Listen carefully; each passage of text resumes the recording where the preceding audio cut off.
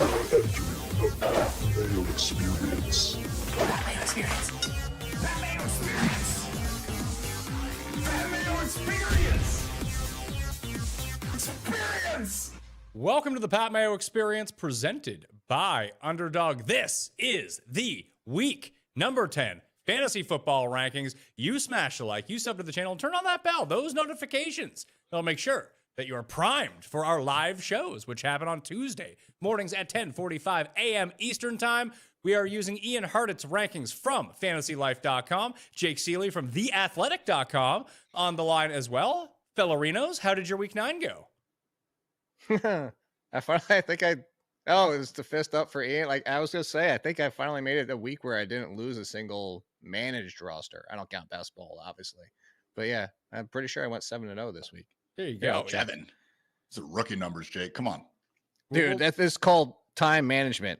We're not talking about the 20 best ball leagues. These are managed only. I lied. 6-1. Those are also rookie numbers. 6-1. I lied. Still a good week. Already lying to start it off. What were you, Ian? 53 and 31 this week? Sounds about right. Every single thing that happens Sunday is simultaneously good for one team, bad for another. I'm just consistently numb throughout the day. The whole world is just pain, Pat, as we know. It's straight. Listen, it wasn't for me in week number 9. I won a large amount of money on Underdog using the Sharp Stack tool from 4for4.com. Gives you fantasy, gives you DFS, and it gives you the betting tool for every single sport. So I just kind of blindly followed it. Went 7 for 7 on fantasy props. Cashed enough money to pay off Sharp Stack Ian for the next 12 years. Attaboy. Great day to be great, man. Let's go. Listen, if Diami Brown just hadn't suffered a concussion, it would have been an even bigger day.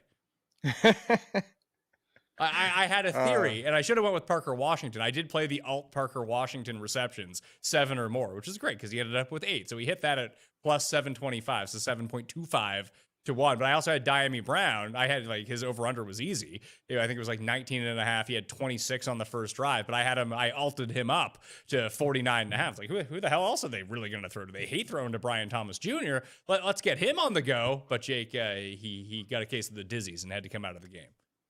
Yeah, we were talking about that before the show. Diami Brown and Josh Reynolds must be the best teammates in the history of forever because they keep getting jobs and they keep getting hurt the second they touch the field. I know why you did the Parker Washington. I saw it. It was because the Tim Andercust is like, this guy sucks. And then immediately just bet the crap out of Parker Washington. It's true. He's like, I don't even know who this guy is. I was like, perfect. That's exactly what I needed to hear on this. I will say, I hit a lot of Torrey Horton. I actually played him 4 for 4 in all 4 leagues I had him in. Narrowly beat out Chris Harris because of it, and a lot of bets on Torrey Horton. So that was a good one.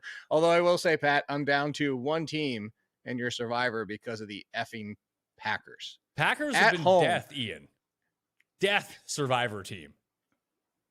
I got knocked out by the freaking Titans on that Cardinals game from 5 weeks ago. So I just have that entire 5 minutes, my week back. So that sucks, Jake. So one left, though. All right. You got a chance.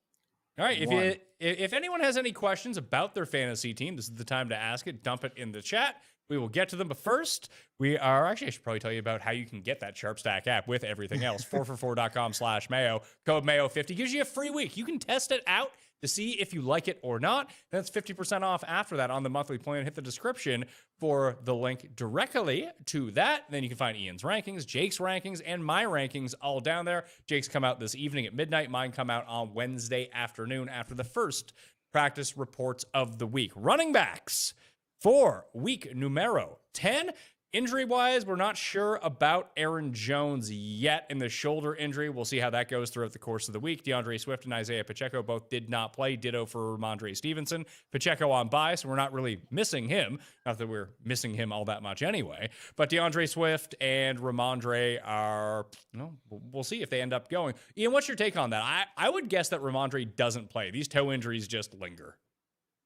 Yeah, he didn't practice all week. As for DeAndre Swift, he was playing through this the previous few weeks, but just wasn't able to get out there. And obviously, was the quick rollout. So hopefully that, I don't know, depending on who's on your fantasy roster, I guess hopefully we get Swift back in action. But I'm with you. And also we had that report from last week saying the Patriots were looking to add a running back at the trade deadline. So not looking great for Mondre right now. The other two from the bye week coming off of it, both Saquon and Quinshon Judkins, Jake, both had injuries in week number 8. We weren't sure the extent of Barkley's. I think he's going to be fine. I'd be more concerned about Judkins, but he looks like he might be okay too. And Bucky Irving might be back this week.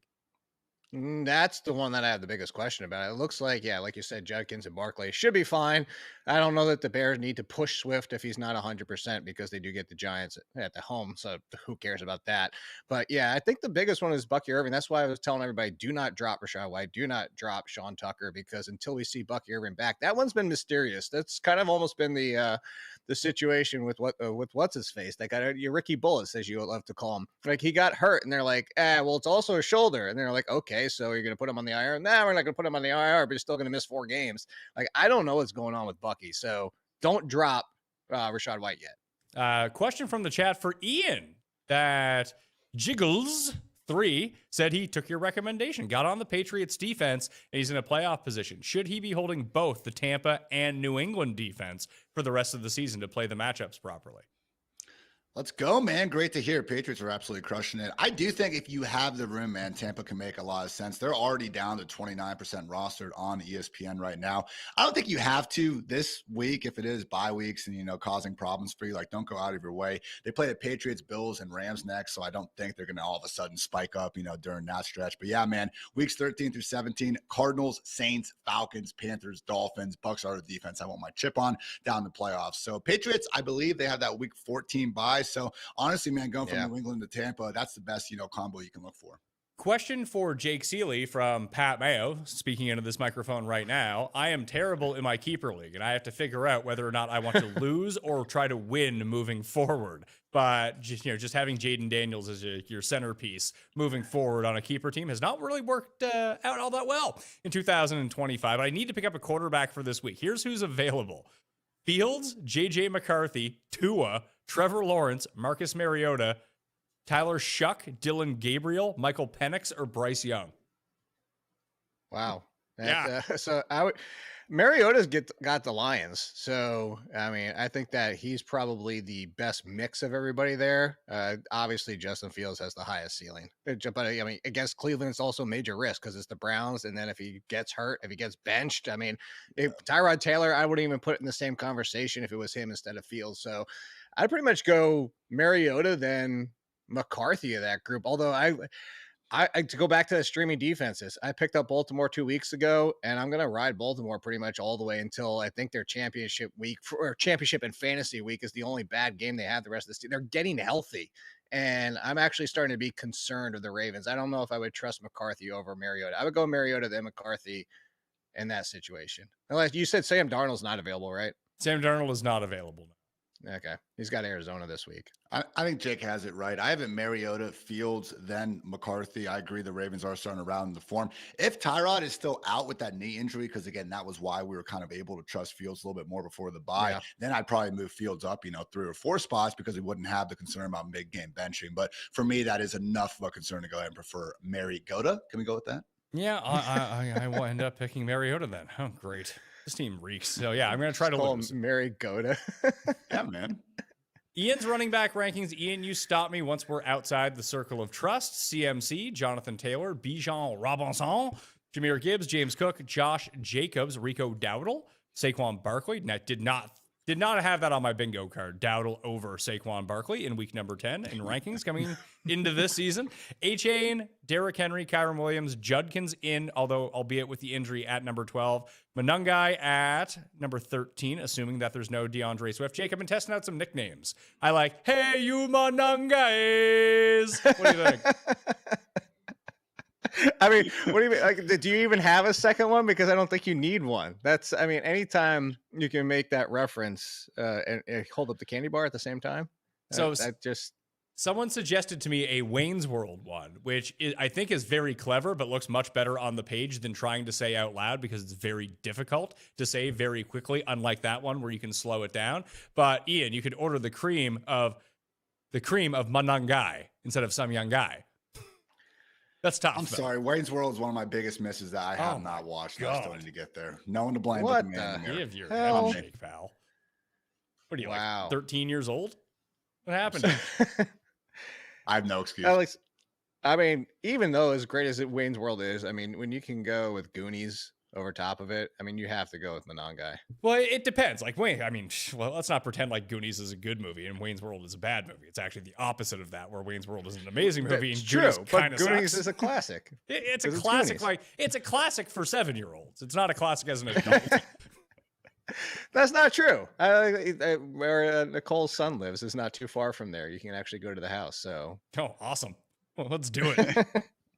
that's fun. And I always appreciate the reference because the Eugenio Suarez, the baseball player, I used to do that Mayo, which actually this might turn you off of the nickname. I used to say that for him because his first name is Eugenio. So I go, Eugenio guy. Like that's you're probably now you don't want it. I like mine better. Let's stick with that. See? Brees Hall See? comes There you in go. at number 14. Genty, Etienne, Jalen Warren, Rashad White, assuming no Bucky Irving in these rankings. They will be updated should anything happen there.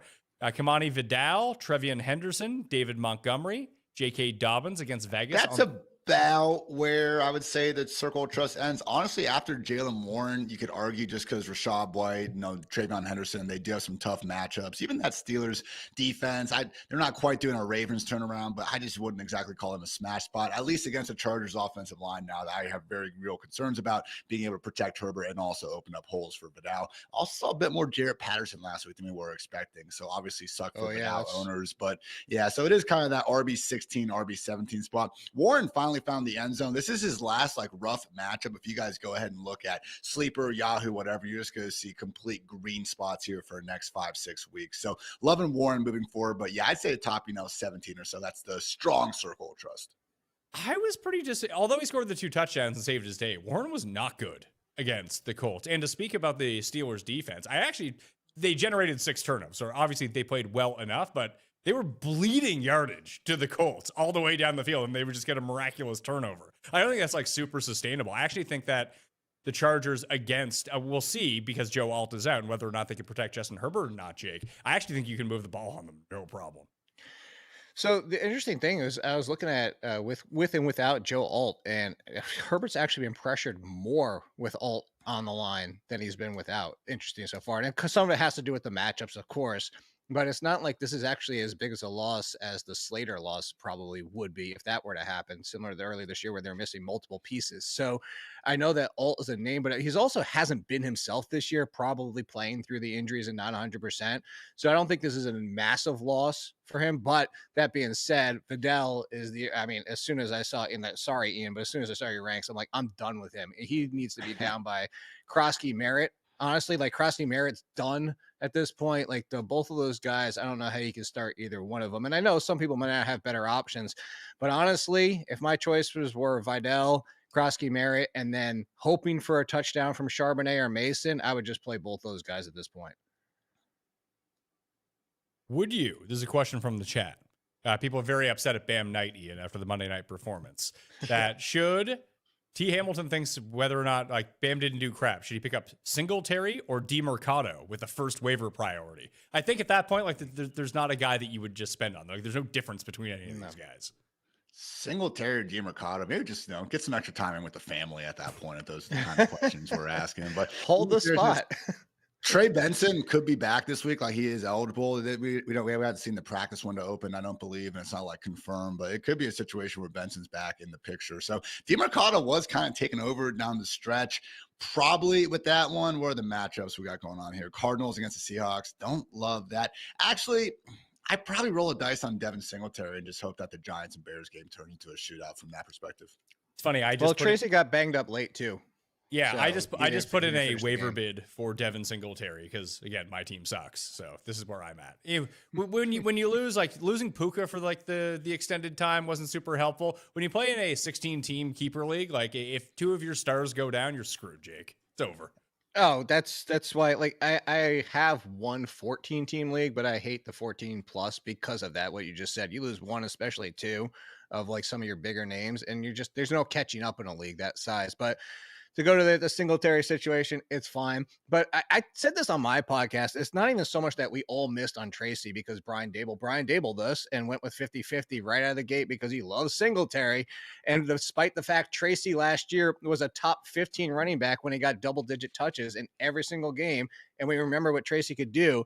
But I wanted to, like, I know we're not talking waivers, but this is why like Corum should be rostered. Like all these high end backups, like Mason before this, like shouldn't have been dropped, is because then if you miss on a Tracy, like we all did, like we didn't get an RB2 like we wanted, it's not as bad because you didn't go bananas trying to spend all your fab or go crazy on waiver wires to go chase somebody like that who should have already been rostered. So make sure all these handcuffs we're talking about are rostered, especially this week. Ian, when do you think we get to the point of the season where we just talked about having 2 defenses on your roster to prepare for the fantasy playoffs? When do you start cutting those receiver 6-7 or even 5-6-7 or patchwork like Michael Carter-esque running back? Now, obviously, you're dropping Michael Carter now because he didn't touch the ball at all. He's like basically off the team, especially with Trey Benson coming back. But to do what Jake said, like just try to find someone who might be in the right situation to get ahead of waivers. Have those 2 defenses to plan it out. Like you can shift your roster at a certain point of the season to prepare for where you want to be so you can stay out in front of this and then still have the waiver priority, have the fab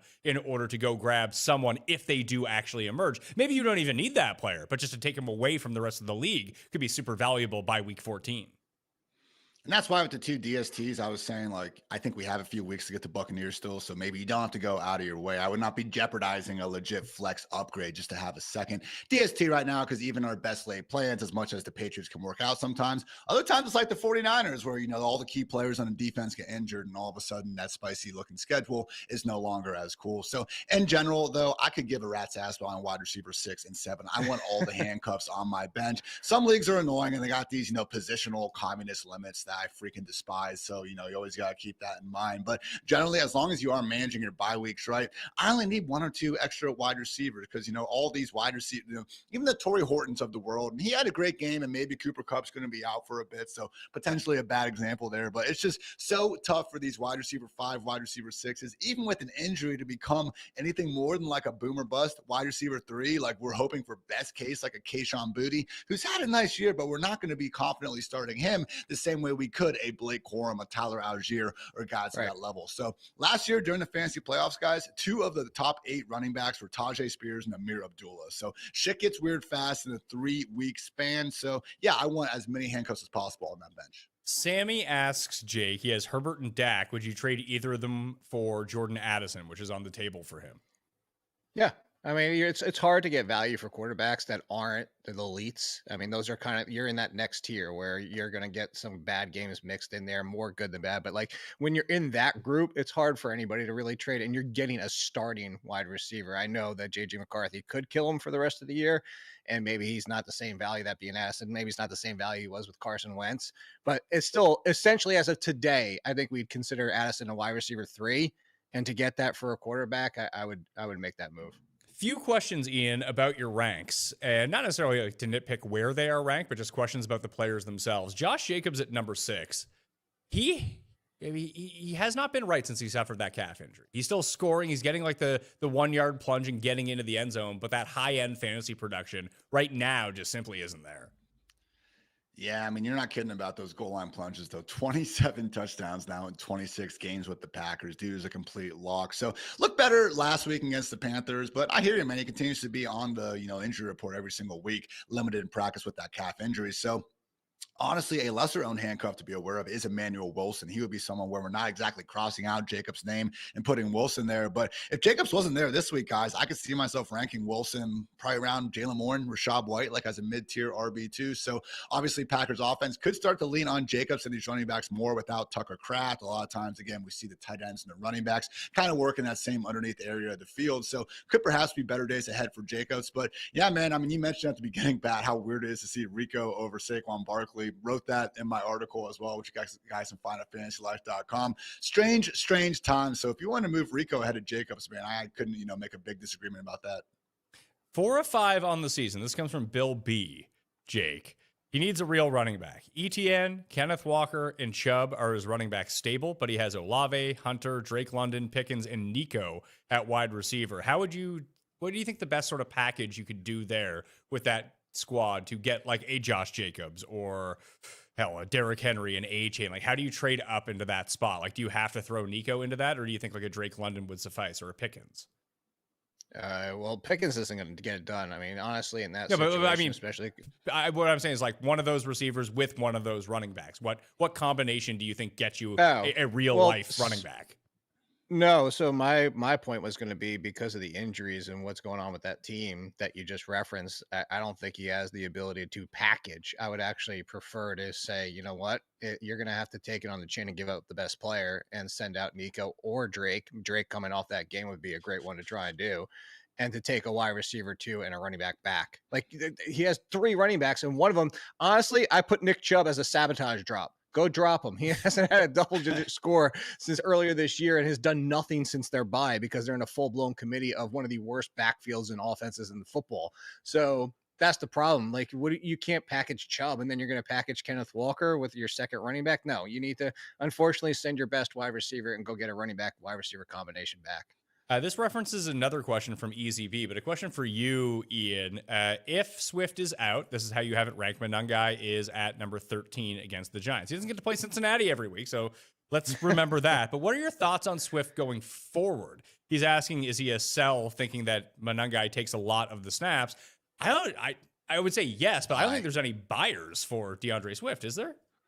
I'll buy. First of all, Giants are the only defense worse than the Bengals in terms of EPA allowed per rush. So Monangai could have another big one coming. So I don't know, guys. Maybe they do just love Monangai now. And honestly, even before this obvious explosion against the Bengals, we were seeing Monangai have a little bit more of a 10 to 12 touch per game role as opposed to being the clear backup behind Swift. So I just think things are going to look a little bit more closely to that Detroit Lions kind of backfield rotation that we've seen Ben Johnson use over the years, whether you want to call Monangai, you know, this kind of Jamal Williams sort of version and Swift being his old self or the Gibbs-Montgomery partnership. I just think it's going to be more of a 1A, 1B than we saw before. But that said, it was already trending that way, and Swift was just making the most out of his touches before the injury. So hopefully he is ready to go. But how quickly people forget, man. Swift was averaging north of 6 yards per carry, over 20 PPR points per game in those 3 games after the bye. I mean, if Kyle Monangai is so much freaking better than DeAndre Swift, how come he couldn't average more yards per carry than DeAndre Swift in our previous 8-week sample size? So it is just one of these things where every single week we watch offenses blow up against the Bengals and Cowboys, and people are like, oh, look at this Bears offense. Oh my gosh, do you guys see Jacoby Brissett last night? And it's like, how many freaking times do we need to see these defenses shredded before we get that through? So, you know, I'm kind of with you, Pat. I don't think you can actually get all that much for Swift right now. And I will honestly wouldn't be surprised if both these running backs could be in that mid-tier, low-end RB2 range moving forward. Interestingly, which is why I'd buy Swift if you need running back help. Nobody wanted him before. Nobody wanted him when he was playing well. Nobody wants him now. You could get him for nothing, and exactly. Funny. And if he comes back, he might just be the starter and have the role that he had, which is a usable running back. Or you just get him for nothing, put him on your team, and if like Monangai twists his ankle this week, you just have a full-blown DeAndre Swift again for nothing. Well, this is the Ben Johnson offense. He uses the pass-catching smaller running back as his lead, and then Monangai is David Montgomery, who we already saw. Even in that game, Monangai is not going to have huge reception numbers. Very similar to David Montgomery is that he can pass catch, but he's not elite. So you look at the usage. Can they both be RB2s going forward? Absolutely. But it's what Ian said. It's the lesser version of the Lions. You're going to have more weeks because it's the Bears, because they are actually lesser versions than those counterparts. Like Swift is not Jahmyr Gibbs. Monangai is not David Montgomery, but lesser versions, lesser team, where you're going to get some weeks where, you know, you take it on the chin. One of them has an RB4 and the other one does well. Both of them do. If they're playing this week, if Swift's playing, I would start both of them against the Giants as RB2 threes. There are 2 Ja'Cory Krosky Merritt questions in the chat right now. He's been ranked at number 28, Ian, in your rankings. The 2 questions are, is he just a starter who gets 8 touches? And 2, maybe this one's for you, Jake, is Ja'Cory Krosky Merritt another, like Nick Chubb, a sabotage drop? Yes. Yeah. I don't think you need to keep him. I don't see this offensive scoring upside going up without Jaden Daniels, and just enough Chris Rodriguez involvement to lower that overall rushing, ceiling. And then Jerry McNichols, guys, continues to make the most out of his touches, particularly as a receiver. So look, we could deal with 10 to 12 touches per game for Bill when he was making the absolute most out of them. This dude was leading the NFL in yards per carry through the first 5 or 6 weeks of the season, but it's just been tough sledding since, man. They actually did expand his role over the course of the last 3-4 weeks, but even with some smash matchups against the Cowboys and Bears, he just could not get anything going. So right now, a bad mix of an inefficient back and an offense we don't love. And Mariota's got that Jaden Daniels scrambling gene as well, where he's going to factor into the rushing equation near the goal line and not make a habit of checking things down. So RB3 for me, I don't see too much of a scenario outside of both those other running backs getting hurt where he's going to be back inside the top 20 anytime soon. If Brees Hall, nobody's asking, Pat. Sorry, I was going to say throw another sabotage drop in this same conversation because he's been like Krosky Merritt. By the way, Krosky Merritt won double-digit score since week 1 when he went off against the Giants that nobody expected. It was against the Chargers, and since the Chargers, 5.3, 3.7, 2.5, and 4.6. He just hit his season low in running back touch percentage since he became the starter at 50%. So all that being said, you throw another name in this group. I'm not doing it in a 14 team like you, Pat, because like you said, you need bodies in that one. But you want to sabotage drop in a 10 team? Goodbye, Alvin Kamara. Oh yeah, for sure. It's funny because you can drop him in the 10 team league. I had to pick up someone named Neil in the 16 team league. So Devin Neal, Devin you're gonna Neal. make the swap. There's more upside with Neal. They might start seeing what they have in him because Alvin Kamara is not part of the 2026 plans. Hey, didn't they re-sign him in the offseason? They reworked the contract. He's basically able to he's got 1 year left, but most of it's weighted into this year. Don't drop Alvin Kamara. Who are we actually picking up here? In a 10 team league, there's probably decent options. Yeah, I would rather have Blake Corum on my team than Alvin Kamara at this point. Peep the schedule though. I'm just looking at it. We got the Dolphins. I don't care what the schedule is. Panthers, Jets, and Titans for Kamara in the fantasy playoffs. Panthers are actually better against the run. I'd rather swap out for Chuba Hubbard now that people are probably panicking about him. I'd rather swap out for if Judkins got hurt, I'd drop him for Sampson. Forget about it. Gross. If Brees Hall gets traded, where would Isaiah Davis rank, do you think, Ian? And what would his value be moving forward? Tough matchup this week. I think Myles Garrett's probably going to eat this entire Jets offense alive, but he's made the most out of his opportunities, man. 6 yards per carry. I think he's been pretty good as a receiver as well. Small sample size, but probably in that low end RB2. I got Brees Hall RB14. Honestly, when I was starting to go through this, I think I had him closer to RB18, but he's been playing some good football, so decided to give him the benefit of doubt. So that mid to low end RB2 range. The problem is just kind of what we were bringing up with Washington as well. When we have these dual threat quarterbacks like Fields or like Ty God Taylor, then we're going to have to deal with them scrambling and not really feeding them in the pass game. So my one other concern would just be sooner rather than later, we could get Braylon Allen back. It was a weird 8 to 12 week timeline given. It would be the earliest in December. The latest, maybe he doesn't return at all. So mid-tier RB2, but yeah, they don't get to play the Bengals every week like they did the last time we saw both these running backs ball out. Jake, would you drop or not drop? Would you try to trade Rico Dowdle right now? And what do you think you could get for him? No, I would actually just kind of sit because your second part of the question, I don't think anybody's going to pay you what you need to get, and that's top 10 value. Because if Chuba Hubbard wasn't on this team, we'd be talking about how great Rico Dowdle's breaking out and on the Panthers and blah, blah, like all that being said, because he's been actually top 5. He's been in the conversation with Jonathan Taylor and Christian McCaffrey. The problem is because they pay Chuba Hubbard. Chuba Hubbard's fine, a nice value. They love Chuba Hubbard, and that's the risk. Is Rico Dowdle now has the job? Let's make that clear for everybody out there. Rico Dowdle is the lead. Rico Dowdle is borderline bell cow. Rico Dowdle is putting up great numbers. He'll probably have a bad game at some point because it's still the Panthers. That's going to hurt him a little bit. But the risk is if Dowdle has a bad game, 2 bad games, game and a half, and they turn back to Chuba Hubbard, similar to what we see the Seahawks do every given week with their 2 running backs. And that's the thing is I don't think anybody out there doesn't see that as the issue. So maybe in an inexperienced league, if you could sell Rico Dowdle for fringe RB1 value, then yes. But if you're not getting that, I would just rather ride the top 10 value he's giving you until it stops. Here are some trades that Rico Dowdle has been involved in as of today. What's that? Sorry? No, I was saying this is good. I was saying, yeah, let's hear some of them. All right. So Ian, you tell me which side you would want here. Rico Dowdle for Quinshawn Judkins and Tez Johnson. That's not bad. I'd rather have Judkins. I just think he's safe as long as he doesn't get hurt. And I think Tez could be this boomer bust wide receiver 3 the rest of the way as well. So I think that's actually pretty fair on both sides. Dowdle or Keenan Allen, Jake? Dowdle. Okay. Let's see here. Rico Dowdle and DJ Moore for Puka Nacua. I'd want Puka, even though he's hurt. Puka. Yeah. Try to wait a day to find out about that injury, but yeah, give me Puka. So there's a lot of 1v1 with receivers. Now, obviously, we don't have the team context of these, but these were the values that were given. Dowdle for Egbuka and Dowdle for Michael Pittman, straight up. If you need wide receiver more, those are both fair. Yep. Rico Dowdle for Lamar Jackson. Ooh, that's actually one of the few times I would pay up for a quarterback. So, yeah. So only Matthew Stafford has more fantasy points per game from passing than Lamar this year. Just wait until he gets the wheels going again. So you're getting enough for him. Like if you just desperately do not believe in the situation, it might not be like you're paying the tax that no one really believes that this is going to continue, but you're also not getting absolute scumbag offers in return either. So you can get fair value, I think, for Dowdle if you want to get rid of him. I just think he's kind of like found money. You just keep playing him.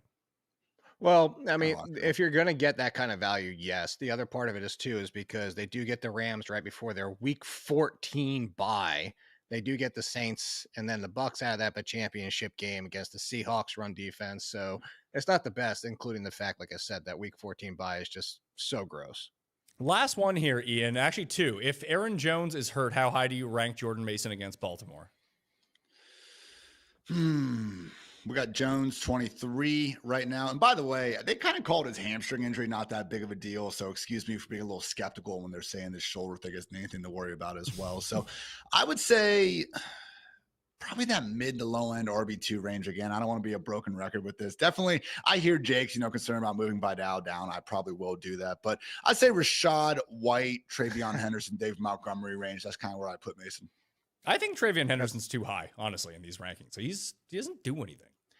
He got 60% of the work. It's just he got vultured by Terrell Jennings, which should probably happen again. Which that's why it's a fair spot. He's not getting the work that you need to score fantasy points. Is the problem? Who are you putting ahead of him? I could see Demont and Dobbins, and you're just saying I would play. Well, you do have Vidal ahead of him. I'd play Vidal. I'd play Montgomery. I would play Dobbins against Vegas. I would play either Jones if he plays or Mason if Jones doesn't play above him. Yeah, and then we're kind of talking.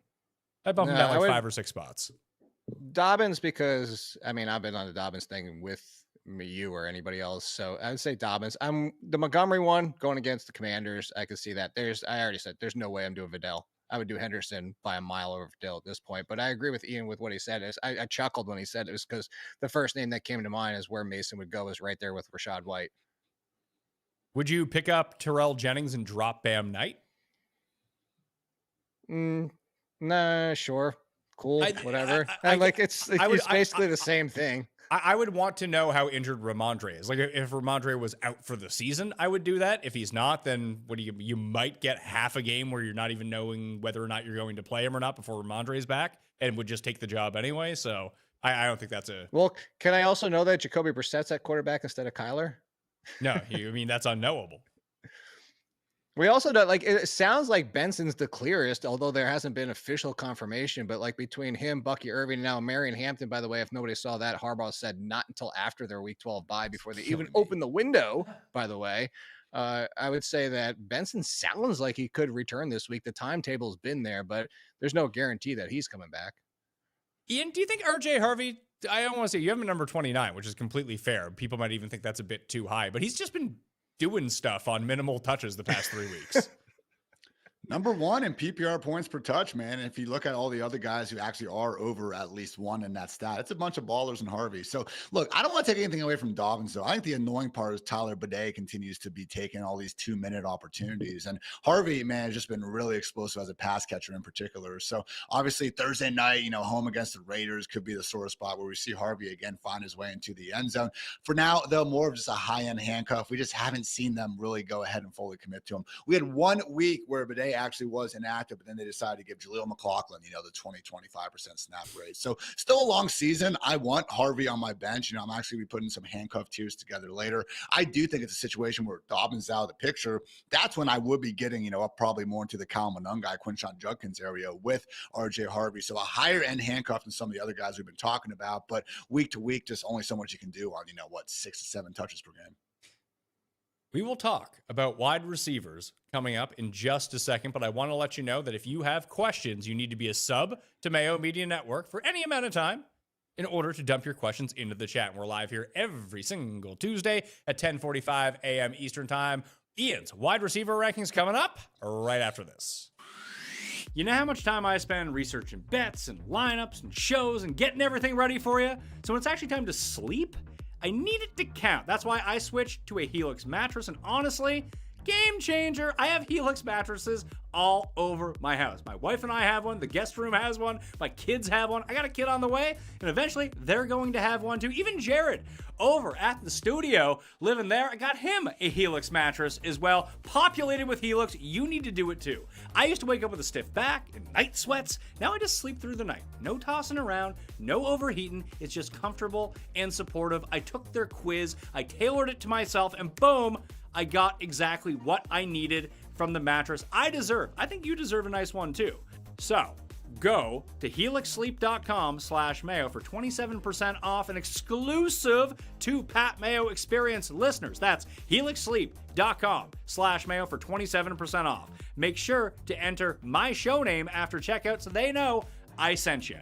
helixsleep.com/Mayo. You know that moment before the night out when you're excited but also thinking, tomorrow might be rough. Yeah, I've been there. Sure have. And that's why I've started using pre-alcohol from ZBiotics. Total game changer. ZBiotics pre-alcohol probiotic drink is the world's first genetically engineered probiotic, built by PhD scientists to tackle those tough mornings after drinking. Here's how it works. When you drink, alcohol creates an unwanted byproduct in your gut, and that's what makes it hard the next day. Pre-alcohol is designed to break down that byproduct. Now, I drink pre-alcohol as my first drink of the night, and the next morning, good to go. So if you want to enjoy every day, head to zbiotics.com/PatMayo and use code PatMayo for 15% off your first order. And it's backed by a 100% money-back guarantee. So there's no risk, only better mornings. Coming back on the Pat Mayo Experience Week 10 rankings with FantasyLife.com's Ian Hartitz and TheAthletic.com's Jake Ciely. Let's talk about some of these wide receiver injuries. Puka, who knows if he's playing this week? Probably will. Booty, probably not going to play with a hamstring injury. Not sure about Matthew Golden as of yet. Luke McCaffrey's done for the season, so he ain't playing. De'Ami Brown, who knows? Brian Thomas Jr. is really the interesting one here, Jake. Do you think that he's going to go? Because it might be a high ankle sprain, which means probably at least 4 weeks. Yeah, and you're getting to the point where the Jaguars have to start thinking about their season as a whole. And I know they still have the wins and surprised a lot of people to start the year, but it's a lot of things to just continually keep going wrong, especially at the wide receiver department with Travis Hunter out now and then Brian Thomas. And then he's been playing through injuries essentially the entire year. We talked about it earlier that the wrist injury looked like it was a bigger factor than he was letting on. He finally got 100%, and that lasted about one game. So I'm with you. I kind of lean towards Brian Thomas Jr. being out. But if he plays, I'm going to jump ahead into a question you're not even asking yet. I actually like Parker Washington more if Brian Thomas is out there, because Parker Washington, he's a fun player. He's cool. First of all, it's a bad matchup this week against the Texans. But two, he's falling into that bucket of we've seen before with wide receivers when they're asked to be number ones and they're not NFL number ones. Like, I wouldn't want Parker Washington against the Colts and what they've been able to do against number one wide receivers, the Broncos, even the Falcons. And I know they're not playing as well, but the Seahawks, like, there's so many teams where I'd be like, Parker Washington, the number one as that probably still a wide receiver 4. I would actually consider him potentially a wide receiver 3 in a volume-based situation if Thomas is out there. Ian, who are they going to play at receiver? If Brian Thomas is out, Travis Hunter's on injured reserve, De'Ami Brown has a concussion, and Tim Patrick was just hurt coming into the week. It's like Parker Washington and Austin Trammell. I was going to say Alan Trammell, the baseball player. Go ahead. Seriously, I don't know who else, Pat. Maybe Brenton Strange could be back before too long, but otherwise it's going to be Hunter Long and some of these running backs. So, yeah, Parker Washington obviously getting the big bump, but not looking too good for a passing game that, let's face it, even when it was fully healthy, wasn't exactly blowing us away. Hunter Long got banged up in that game too, didn't he? He came back and like dropped. Oh, did he came back? I mean, he dropped a Yeah. very easy touchdown pass, so maybe he just got hurt with shame and had to leave the game. Who knows? I was actually looking to see if they even have anybody on their practice squad to see what was there. And I don't think a bunch of not helpful people there either. Well, Tim Jones, but he got elevated. Oh, you like this one? Chandler Brayboy. I don't even know who Chandler Brayboy is. The Bray Boy, get him in there. $3,000 on Elon. DraftKings, I bet.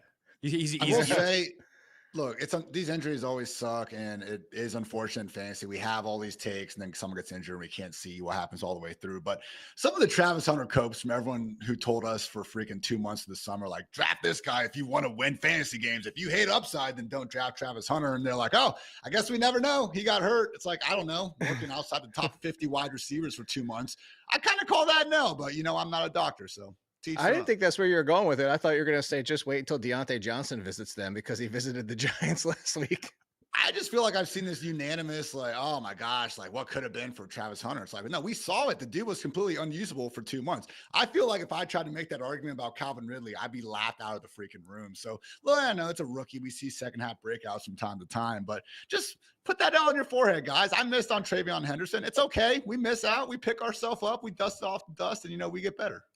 Sammy has a wide receiver desperation question here before we get to the rankings. Ian, for you, would you wait for Ricky Bullets with Tez Johnson or Slayton as a potential backup option for Sunday, or just play Trey Tucker on Thursday night? I would wait because Trey Tucker reeks.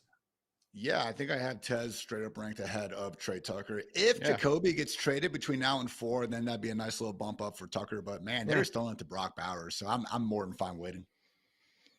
Yeah, Jake, I'm waiting 100%. I would just, of all those names, I was just like, I'd probably roll out Tez Johnson. Not to mention, like, Gonzalez is probably not going to spend a lot of time on him with Ibuka out there. So yeah, I would go Tez Johnson anyway. I mean, Trey Tucker had this entire 3-4 weeks with no Jacoby Myers, and he still was only a wide receiver 3-4 fringe play, and no Brock Bowers, and he apparently could do it. There's another example of asking somebody to do something they're not equipped to do, and he's headed to Denver on a short week. And I wouldn't go with Trey Tucker. this one is specifically for Jake, but he says his trade partner is getting antsy. In a PPR Superflex, would you trade away Stafford and Genty for Lamar? He has Josh Allen, and he said at wide receiver, but this would leave him light at running back. Do you think that the difference between Lamar and Stafford is Genty? Because I don't know if it is. I don't think it is. I would love to get Lamar, especially to have that kind of lineup in the super flex. But if Genty was your third running back because he hasn't been even an RB1 this year and you had the depth, sure. But if the question even suggested he doesn't have the depth to do that at running back now. Ian, would you drop? Ooh, Pat, I just thought of something. Like, I don't know if the other team has this, but that would be like Genty. If you could get Dowdle back because nobody believes in Dowdle, then I would do that. Yeah, or Swift is a throw-in or something like that. Swift would be like terrific throw-in. That was the other name I was thinking. Yeah. Of. Just get a throw in there because Lamar's the best player in the trade. That's what I always want. But yeah, probably just a little bit more. Yeah, but it's not like Stafford's been really good fantasy-wise. I know. Yeah, he's been beating up some. Yeah, I tried that. I tried that before the year when I bet the under on the Rams. Bad bet. Turns out his back's okay. The problem with Stafford is, forget the back. Let's even just say he stays healthy. The problem with Stafford is always what it comes down to. If he's just efficient, but he's not throwing touchdowns, and Kyron runs one in, and then they get one on defense, and all of a sudden it's a 1 touchdown game, he's QB 20. That's just what happens. That's like Sam Darnold this year is playing as good as football as any quarterback in the league, and he's QB 16 in fantasy points per game. There's just only so much you can do when he doesn't throw many yards on the ground. Yeah, he's the only two starters that are attempting fewer passes per game than him are Jalen Hurts and Lamar Jackson. Ooh. That tracks in my mind because they've been so efficient.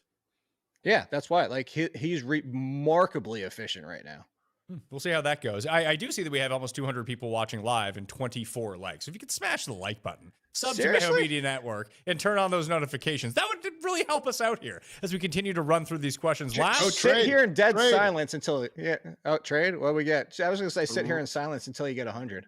The Raiders are finalizing a trade of wide receiver Jacoby Myers to the Jacksonville Jaguars. That makes a lot more sense now. Now we can get Parker Washington and Jacoby. They're basically the same guy, aren't they? Yeah, essentially. Better, but I was going to say Jacoby's bigger too. Interesting. So that definitely knocks down Parker Washington. Jacoby still in that wide receiver 3 range. Like, I don't know how many wide receivers do we need to watch Trevor Lawrence not get the most out of. I would be surprised if Jacoby is going to 100% break that trend. So like we were saying, Trey Tucker wasn't doing a ton otherwise. I think we just feel Brock Bowers is already our tight end 1 the rest of the season. Now we feel even better about that. Maybe Genty can keep some of the pass down work. Jack Besh, if you're in super deep leagues, you can, pick up Pat, for your piece of shit 16 team squad. Maybe you can look at some Jack Besh. But you know what? I don't think it's the biggest needle mover. With Taekwon Thornton on bye, I might need a wide receiver 3 in that league. So, oh God. So let's just try to think this out. I think this almost assuredly means Brian Thomas Jr. is going to IR. I still can't. I would be. Oh, I'm with you.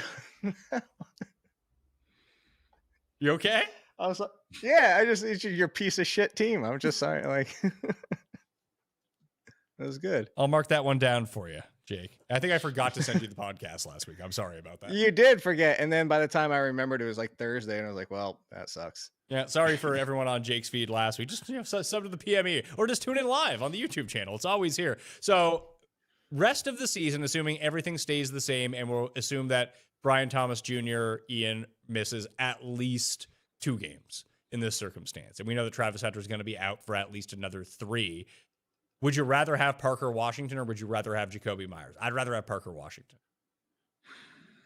I lean towards Jacoby. They thought enough to go ahead and send, let's see, a 4th and a 6th. So that's probably close to like a late 3rd round value if you look at the trade chart. But they're probably close. To your point, I could see both guys being, between that kind of wide receiver 35, wide receiver 48 range rest of the season. Jake?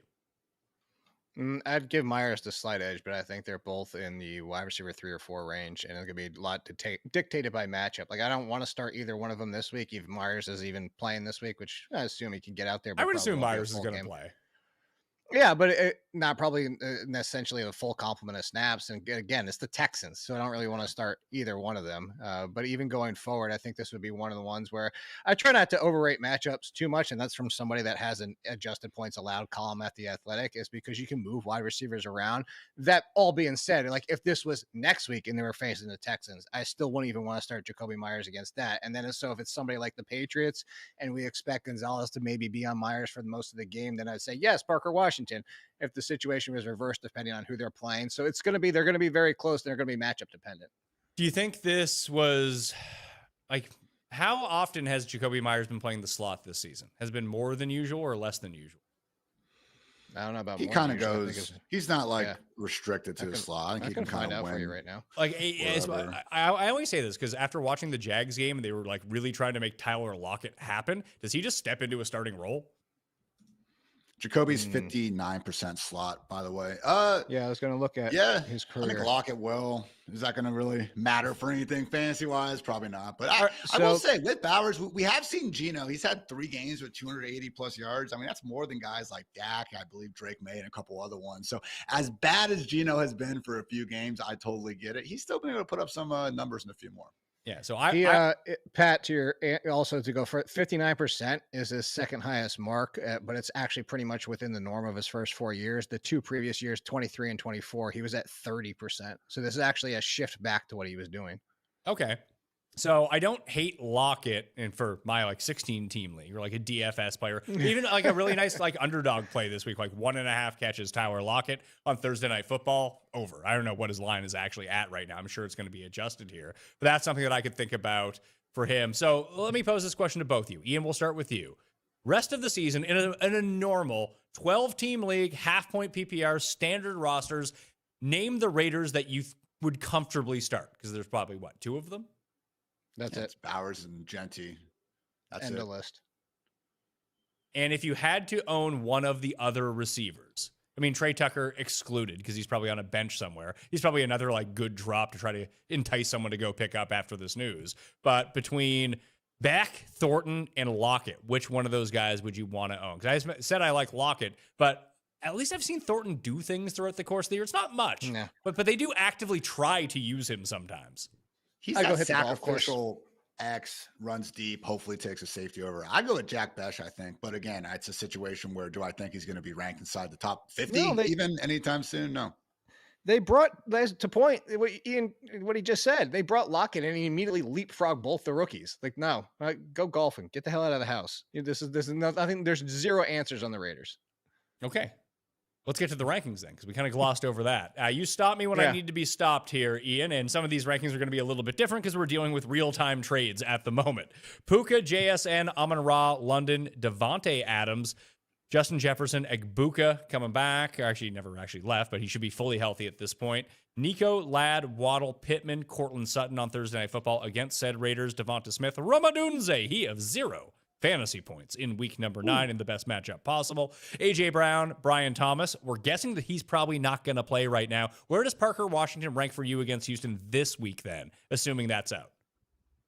I was going to say around that Juwan Jennings, DJ Moore, Marvin Harrison Jr., wide receiver 30 spot, and a better matchup. And if we just kind of, again, saw a definitive week, Diami Brown also got concussed, so maybe he could be out of the picture as well. I could see you moving him as high as the Wan'Dale Robinson, Deebo Samuel, Romeo Dobbs, borderline wide receiver 2 discussion. But to Jake's point, like, I don't love letting matchups decide things either, but at the same time, at the very extreme end of things, I do think that's when they matter a bit more. And the Texans are arguably the single best defense in the entire NFL. So I'd say more of it, again, that mid-tier wide receiver 3, low-end wide receiver 2, if you really want to be an optimist. I'd probably put him just behind Diggs at number 23, Jake, only because there's a name there who I think Parker Washington is in this scenario, but unfortunately he doesn't have as good of a quarterback as this player. But he and Zay Flowers are kind of similar with the way that they're used. But you said 23. Yeah, that's 20. Well, I'd put him at 22. I'd have him ahead of Debo after Diggs. Okay. Well, because Zay Flowers was further up. I was also updating Zay the Flowers Weber at column at the 19. same It's time. just when I was going down the list, like, hey, Zay Flowers is going to be used in a similar way that Parker Washington is, but just with a worse quarterback. And again, I'm legitimately, I know we're going back to the trade conversation, but I'm typing it up right now in the waiver column, which is why I'm kind of like 50% listening here, because I have to update for the Athletic Live for this situation. This is an important one. But all that being said is I actually do think that Parker Washington's volume can be hurt by Jacoby Myers. So I sounds like you're a little bit more optimistic than I am. Like, so with Myers out there this week, like I would put, again, against the Texans, I would say Myers and Parker Washington almost back to back, because again, I go back to I don't know that Myers plays 100% of the snaps first game. He's a veteran that can learn the playbook quickly, but there's also a lot of intricacies that are going to come into that play, just what the hell the play call is. So for this week, I could say Parker Washington for me, if I was sliding into his rankings, would be in the Jameson Williams conversation, and Jacoby Myers basically like kind of where Trey Tucker is range. But going forward, I could see them being both in like the low mid 30s.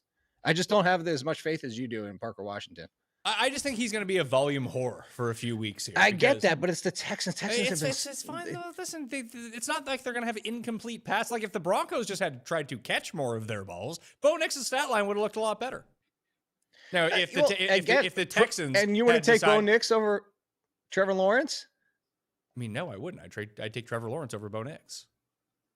I like Trevor Lawrence has how many games with? No, hold on. Look, I'm going to look right now. He's got what? Trevor Lawrence has one single game with more than 25 completions, and it took 42 attempts. The dude's completing 20 of 40, 23 of 48. Like, sure. So if he completes 20 passes against the Texans this week, I'm presuming that like 10 of them are going to be to Parker Washington. No, because like no one else. 6 to 10 of them are going to the backfield, and another handful are going to I do not like Trevor Lawrence this week. You can have him. I'm not trying to play Trevor Lawrence here. I'm just trying to say I meant Parker Washington. If we end up with like a 45% target share for Parker Washington, like even before he broke out last week, Ian, like he was the buy low in terms of the expected points model going forward, because he was just drawing Trevor Lawrence loves him. When in doubt, he throws to Parker Washington.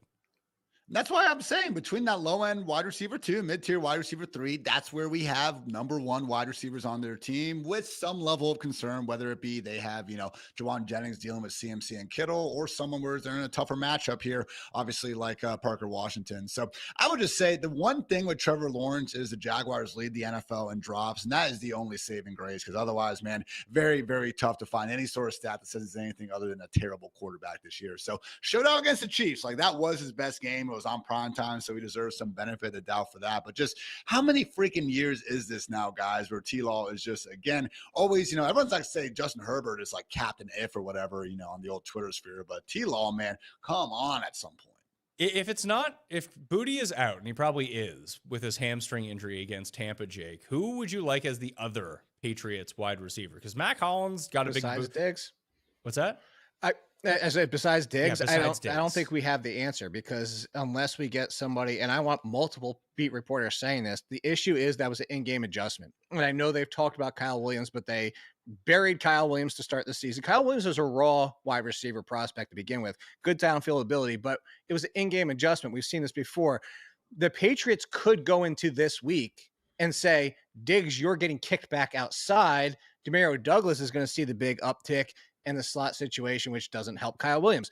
Or they could keep Diggs inside a lot and then play Kyle Williams on the outside. So again, I hate to say is my answer, and you can't do this in your 16-team league. So in your case of your 16-team league, I would just go with Demario Douglas and hope he's the Parker Washington situation.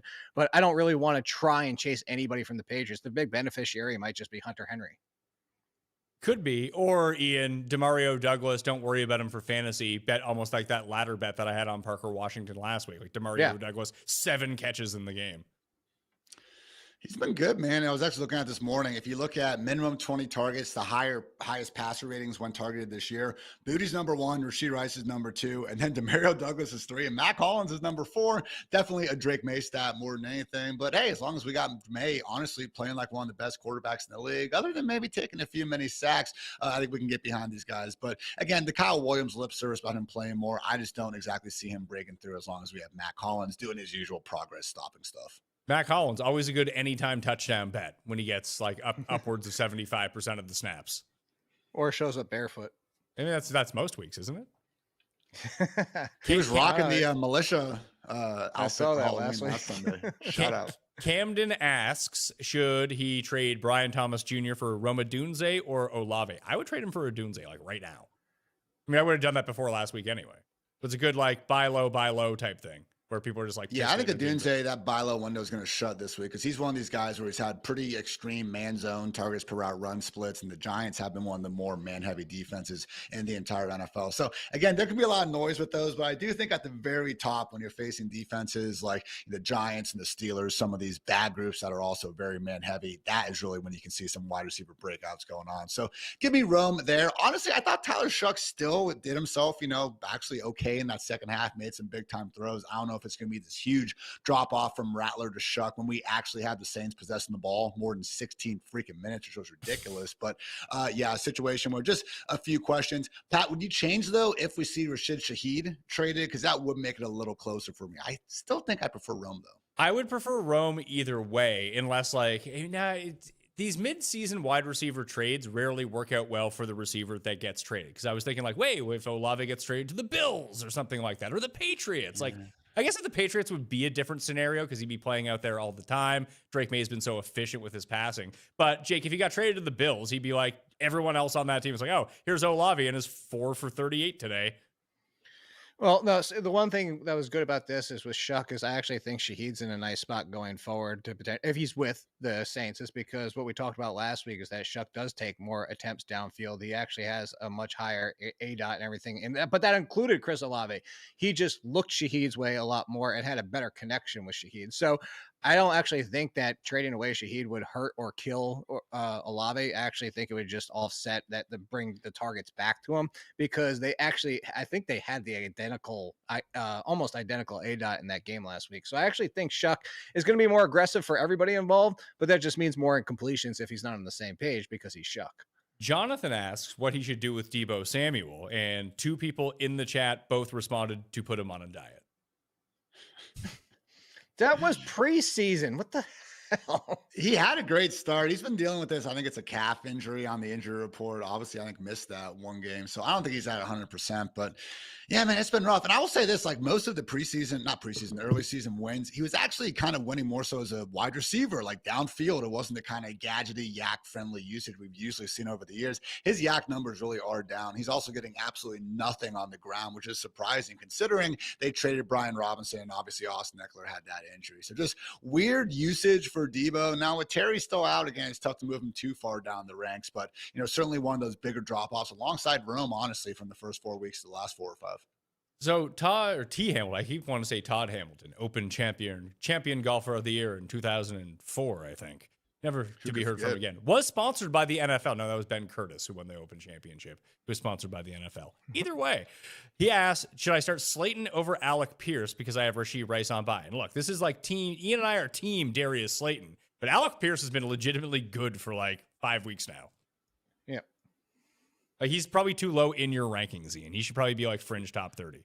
Sorry, was it Pierce for Slayton? Definitely Pierce. This dude is 12th in the NFL right now in receiving yards per game. White lightning, baby. And he's due for touchdown regression. Honestly, he's up there with Judy, Jacoby, and I think Dalton Schultz for the most targets this year without a receiving touchdown. So I just trust the Colts offense more. Slayton's been getting, it's a mix of bad and unlucky. Obviously, he had the 70-yard touchdown call back on the OPI 2 weeks ago. Last week, he just straight up dropped a 35-yard touchdown. So I do think better days could be ahead for Slayton, but Pierce deserves to be up there a little more. And you're not wrong, Pat. I would say if you wanted to move Pierce up to, I would play him over 31, 30.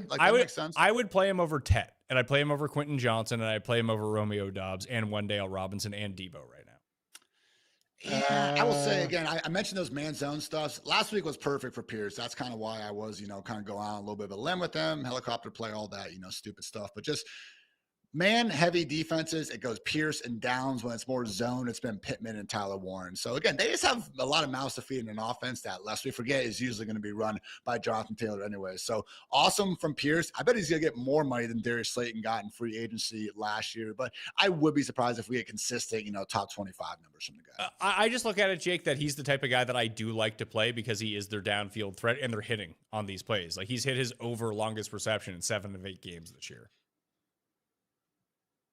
Talking to me or talking to Ian? Talking to you. I'm sorry you're updating your article. How's it going? No, I'm finishing right now. I'm sending the blurb in to the team. So if you want to repeat yourself or just ask Ian, because he probably heard your question. It's more of a statement of fact. I also have tidbits in my rankings when they come out as well. Maybe there'll be more. Alec Pierce has been in it almost every single week, so I'm emotionally tied to him and his success at this point, Ian. But why isn't Torrey Horton ranked higher? This is a question that's been asked a few times. He's at number 38. How much higher did you want him to go? I thought 38 was pretty reasonable. I mean, what do you do? Do you guys know how many catches he had the previous 2 games before Sunday night? 0. You know what he averages? Cooper Kupp was there, but without Cooper Kupp in the lineup, do you know he averages 2 touchdowns a game? Wow, just incredible stuff right there. So, hey, he looks great. I get it. Also, come on, guys. We've seen teams beating up those Commanders cornerbacks all season long. So it was a great performance on primetime. Donald's playing well. And I think he fits in that boomer bust wide receiver 3, wide receiver 4 category when Cooper Kupp is out. That's why I have him next to Jamison Williams, Alec Pierce, Rashid Shaheed, and those sort of guys. So Troy Franklin right there too, by the way, leads the Broncos in targets this year, even more than Cortland Sutton. How about them apples? But look, good stuff on Torrey Horton. I'm just not trying to be a complete victim to one good game. We will return in a moment, so smash the like and sub to the channel. We'll be taking some more questions, what to do with Tucker Kraft, the best streaming defenses, and maybe if you need some quarterbacks, we got that too, so please, stay tuned. Somewhat surprisingly, I actually take tailgating very seriously. Grill fired up, cooler packed, and yeah, I'm the guy everyone counts on for the food. Whether that's my home barbecues, birthdays, tailgating, doesn't matter what it is, Pat Mayo is always relied upon for bringing the food. That's why I go with Omaha Steaks, the official sponsor of tailgating. They've been America's original butcher for over a century, and everything they send is top-notch, perfectly aged steaks, juicy burgers, those thick, deli-style franks, all delivered directly to your door. I tossed the ribeyes on the grill last weekend, crazy tender, amazing flavor, and you can taste the quality. There's no off-season for flavor here. Make your next game day delicious with Omaha Steaks. Just head to omahasteaks.com and use promo code MAYO at checkout for $35 off your order. That's omahasteaks.com. Promo code MAYO. Terms apply. See site for details. For over a century, Johnnie Walker has shared its bold spirit with the game of golf. Now, crafted with Devereux Go, Johnnie Walker introduces the Johnnie Walker Blue Label-inspired Sunday Golf Bag, elevating the game with sleek design, Blue Label hues, and refined gold accents.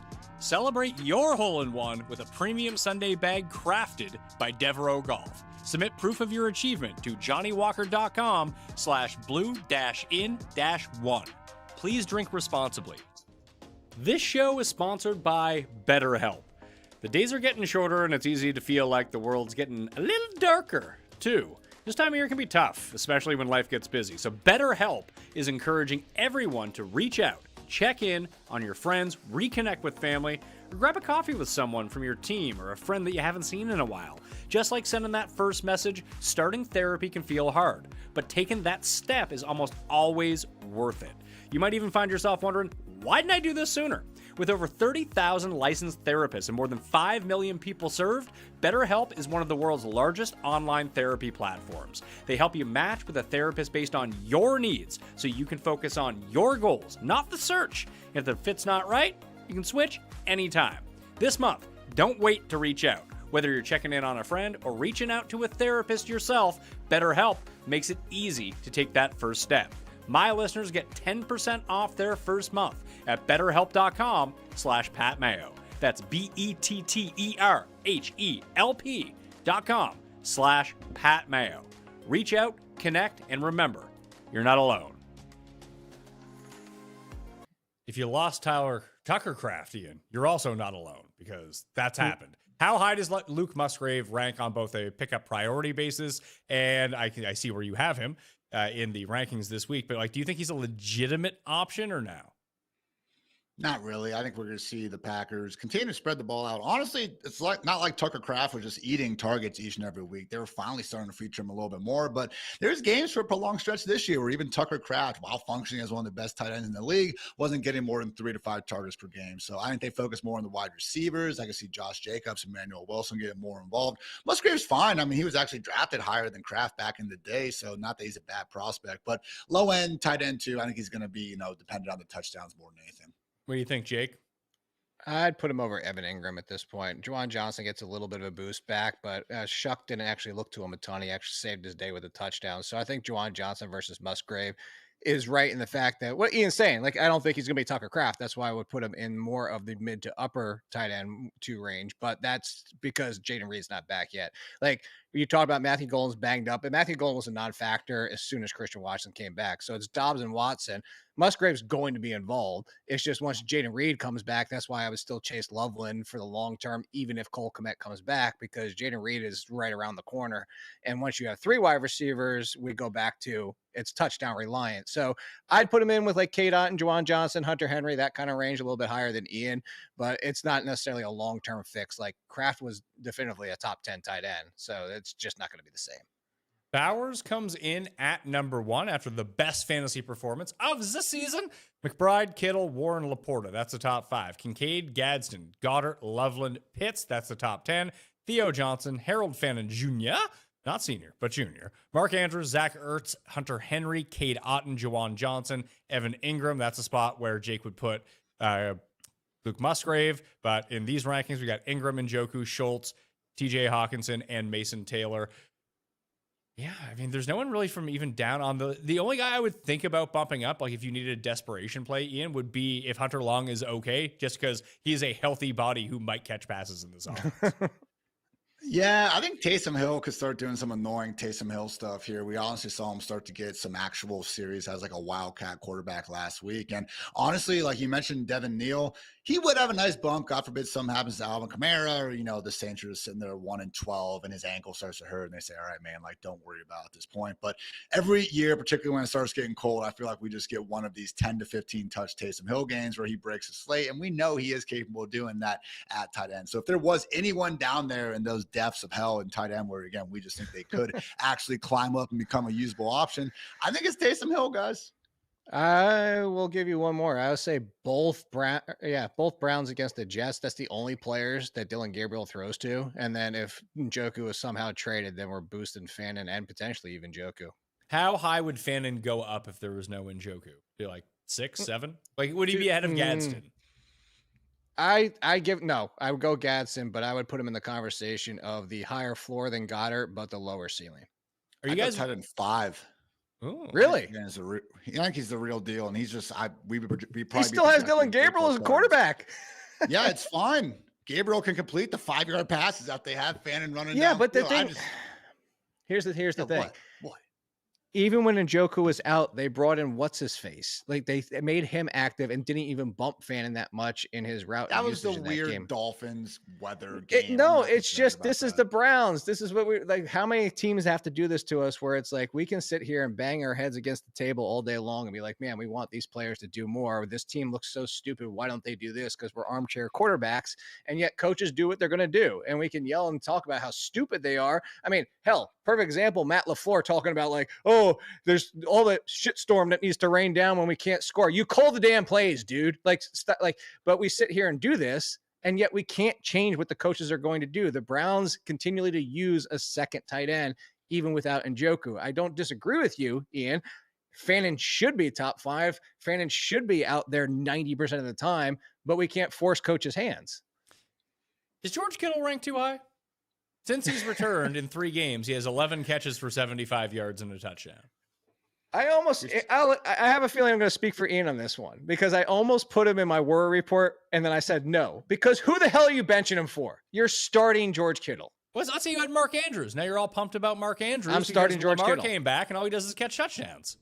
I'm starting George Kittle. I'm going down with the ship. If George Kittle somehow does this for 2 straight months to end the season, then I will take the L at that point. But we've seen slow stretches from George Kittle, and then we're like, oh, yeah, he's the best tight end in the world as he goes off for 150 yards and 2 touchdowns. So hopefully, finally getting Brock Purdy back, unless that's a soft benching. We've had that phrase flying around, this entire last 2 months. I'm kidding. I don't think it's a soft benching. I'm sure Brock Purdy is really hurt, but that could be the thing that, again, really does get Kittle going. So, no, I'm not worried about it. This guy is saying 6'7" in the chat. He says, please don't ban me for life. Well, that's too bad for you because you're fucking banned for life, pal. Get the fuck out of my chat. He did. When that happened, it was that long ago? Was that like way earlier? Because he's probably talking about when you said a wide receiver 6'7" on my bench. Well, it's new in the chat. I'm guessing it's from when I was doing the rankings in order. That's just called sequential numbering. With all due respect, fuck that guy. Yeah. There's so many edits on this. This is going to be the pork chop sandwich's biggest show ever. Is that what you throw in? Yeah. From the old G.I. Joe fake commercials that they did, which were like one of the greatest things ever, is pork chop sandwiches. Quarterbacks for the week. We got no Mahomes, no Flacco, elite fantasy quarterback, Joe Flacco. So Josh Allen is back to number 1 in the rankings, followed by Lamar, Hurts, Herbert, Drake, May. That's the top 5.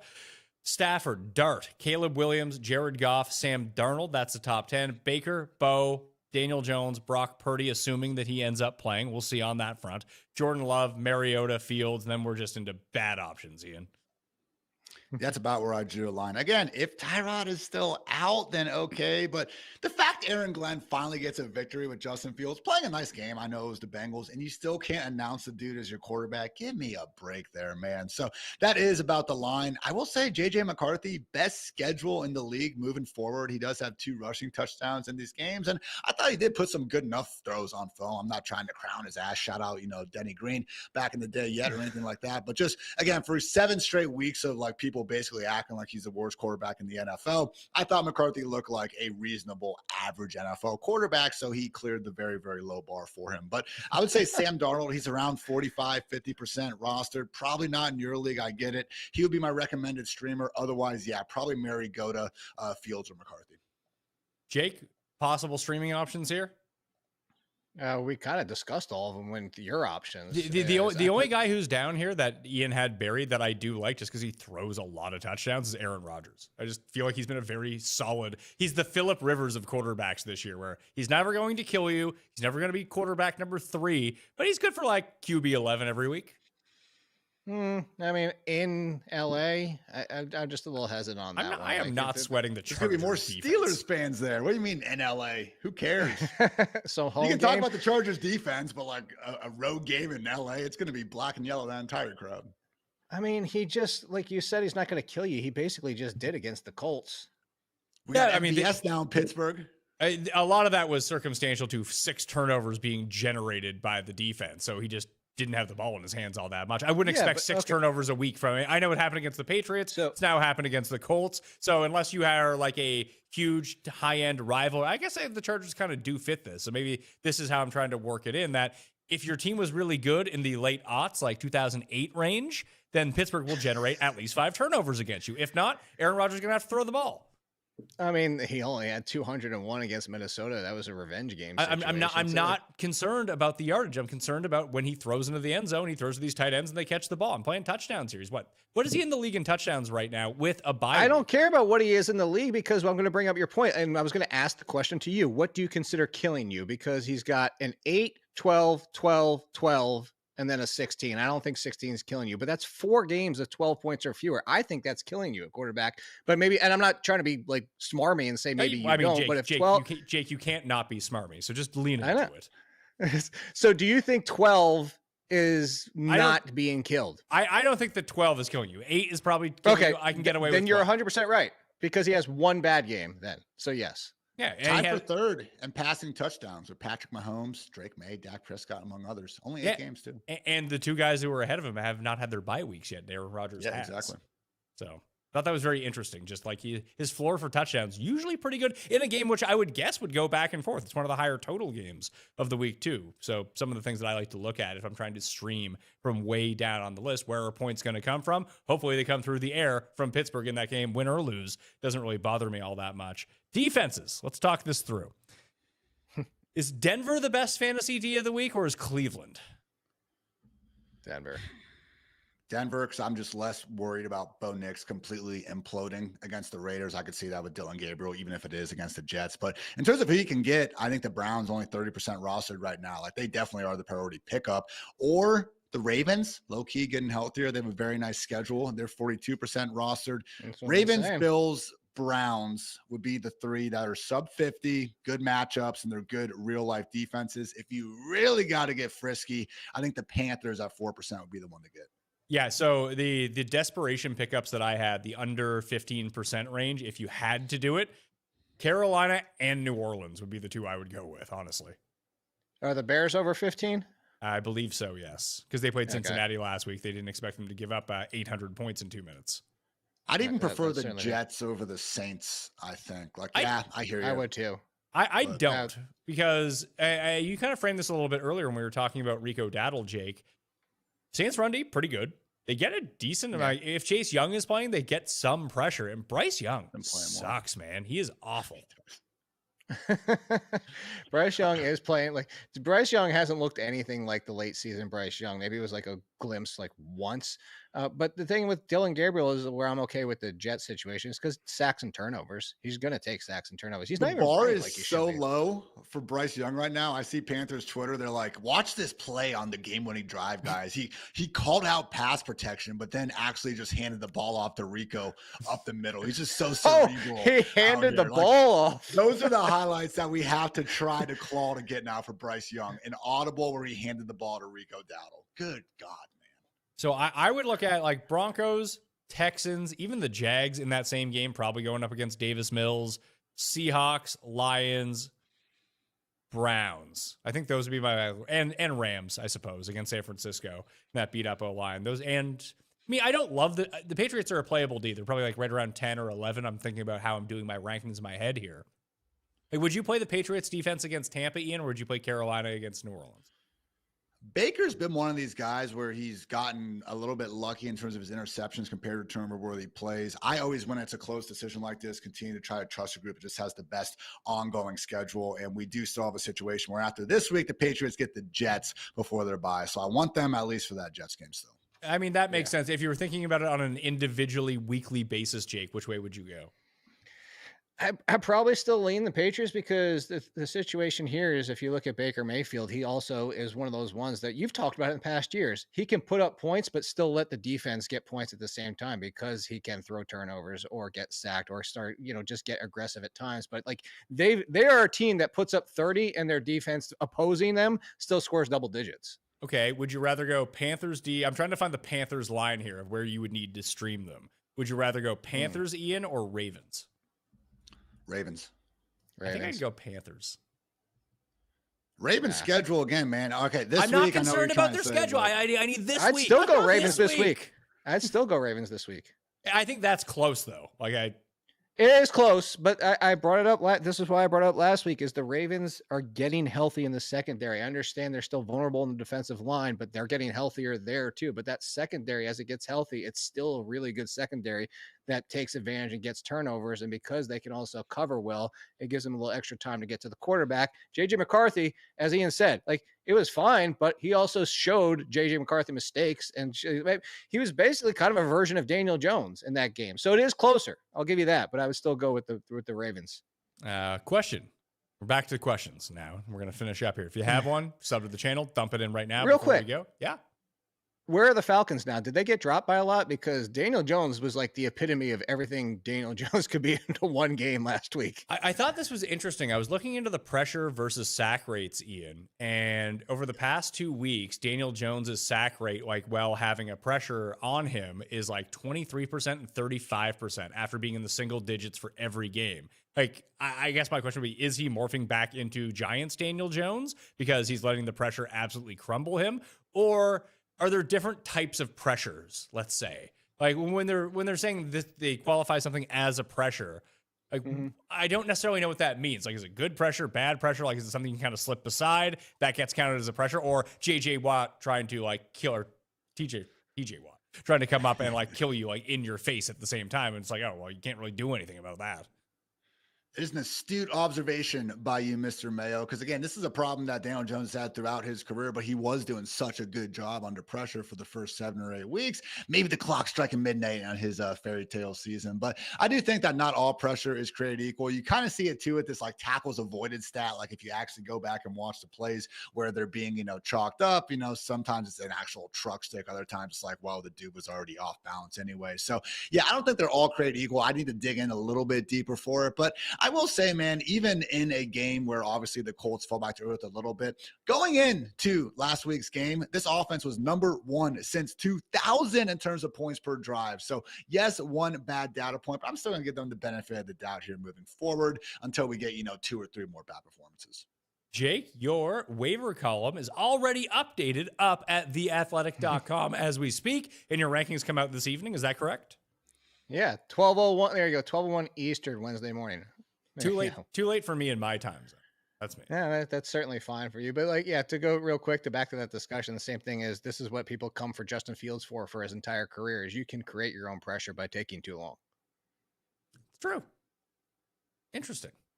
Ian, fantasylife.com. Your rankings are up there right now. You can hit the link in the description to go get them. What else is coming from you this week?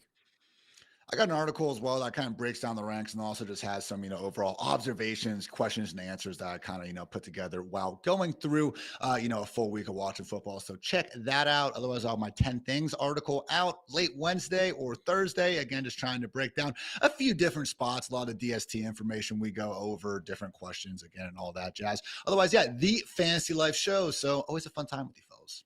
My rankings will be out directly to you if you're subbed to the free Mayo Media newsletter. That is on Wednesday afternoon. You can also find it up at 4for4.com. And if you want to test out that Sharp Stack tool along with the DFS product and the season-long fantasy product, the research, every tool that you can have, 4for4.com/Mayo. Code Mayo50 gives you a free 7 days plus 50% off that top package on the monthly going forward. Last question comes from Joe Rogan in the chat before we get out of here. Would you risk it with Rachaad White or just play J.K. Dobbins on Thursday, Jake? I would just play J.K. Dobbins. Ian? Yeah, probably just J.K. Dobbins. I would play Dobbins unless we're just like Bucky Irving is not in the facility during the practice reports. Like, all right. If it's at all close, just go with Dobbins. But I hear you. If it's like Todd Bowles tells us tomorrow that Rachaad White's out or that Bucky's out, then okay, I could get behind that. All right, sub to the channel, smash the like, turn on those notifications, and join us every single Tuesday at 10:45 a.m. Eastern here on Mayo Media Network. All right, I'm Pat Mayo. Thanks for watching. I'll see you next time.